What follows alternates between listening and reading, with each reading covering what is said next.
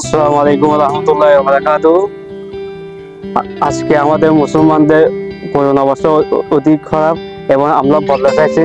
আমরা মুসলমান কাকে বলে? আল্লাহ আল্লাহ মুসলমান হাদিস আছে, আল মুসলিমুনা আল মুসলমান সালিমা মিন লিসানি ওয়া ইয়াদি।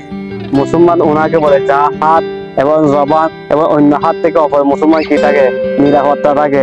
এখন আমরা বলতে চাই মুসলমান কাকে বলে? আমরা তো সবাই মুসলমান দাবি করি, আমরা সবাই তো মুসলমান বলি। মুসলমান কাকে বলে আমি আপনাদের কাছে একটি প্রশ্ন করতে চাই।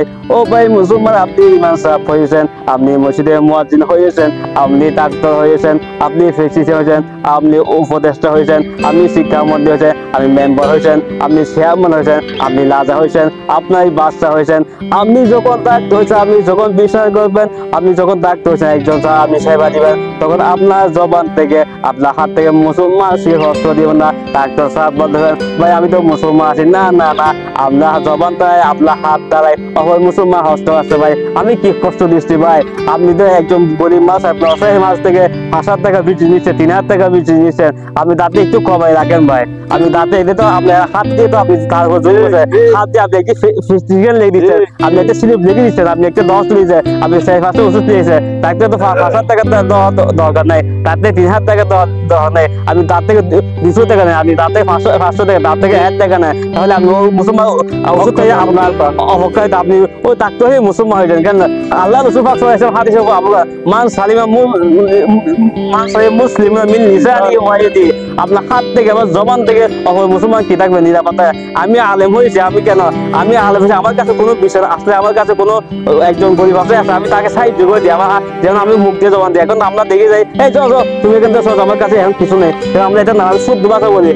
আমার কাছে এখন আপনার একটি বলা আছে বা আমাদের যা আছে, আমাদের কিছু অল্প টাকা ওনাকে দিয়ে হাত দিয়ে আমি কেন ওনাকে মুখ দিয়ে বা হাত দিয়ে কেন ওনাকে কষ্ট দিব?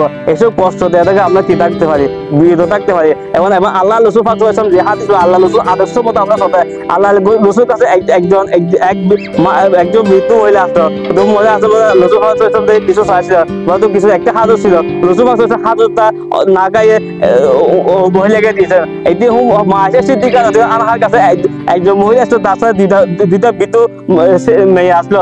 আসার সাথে মায়ের সিদ্দিকের কাছে চাইলে আয়সা সিদ্দিকের কাছে দুইটা হিজু ছিল, একটা হিজু মাকে দিয়ে দিয়েছেন আর একটা হিজু দুবা করে সন্তানকে দিয়ে দিয়েছেন। তো আমরা তো মুসলিম হলে মায়ের সিদ্দিকের আদর্শ আমাদের কাছে থাকতে হবে, আমার রসুল আছে আমাদের কাছে থাকতে হবে। কেন আমরা তো মুসলমান দাবি করেছি, আমরা মুসলমান হয়েছি, কিন্তু আমরা তো মুসলমানের ক্ষেত্রে গেলে ফাটি সব আমাদের আমাদের মুসলমানিত্ব থাকবে না। কেন আমি আলম হই, আমার কাছে মুসলমান তো কোনো কিছু নেই। আমি আলম হয়েছি, আমি হয়েছি, যখন আমরা চেয়ারম্যান হইলে সে মেম্বার হয়ে যারা চেয়ারম্যান আমরা বোঝাই আছি, যখন আমরা যখন দায় তখন টাকা যায়, আমাদের কাছে কি নাই, কিছু নাই। কিন্তু আমি বলি মা আমাকে ভোট দেন, আবা আমাকে ভোট দেন, আবু আমাকে ভোট দেন, খালা আমাকে আপনাদের কল্যাণ আছে। যখন উনি ভোট হয়ে মেম্বার হয়ে চেয়ারম্যান হয়ে যায়, ওনার কাছে কোনো বিষয় আসতেছে, উনি গরিবের পক্ষ হয়ে বিষয় করে না, উনি ফুসলা হয়ে বিষয় করে। কেননা ফুসলার কাছে যদি উনি নীতি দিলে উনি তো কিছু পাই যাবে, কিন্তু আমি তো গরিব জুলুম করেছি, গীতা জবান দিয়ে আমি জবান দিয়ে কি করেছি, আল্লাহ বছর মিল নিশানি হয়ে আমি জবানের কথা বলছি, আমি জবান দিয়ে তাই গরিবকে কষ্ট দিয়েছি,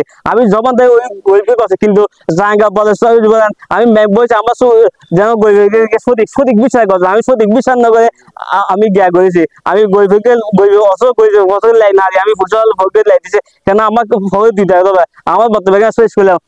আলহামদুলিল্লাহ রাব্বিল আলামিন। আসসালামু আলাইকুম ওয়া রাহমাতুল্লাহি ওয়া বারাকাতুহু।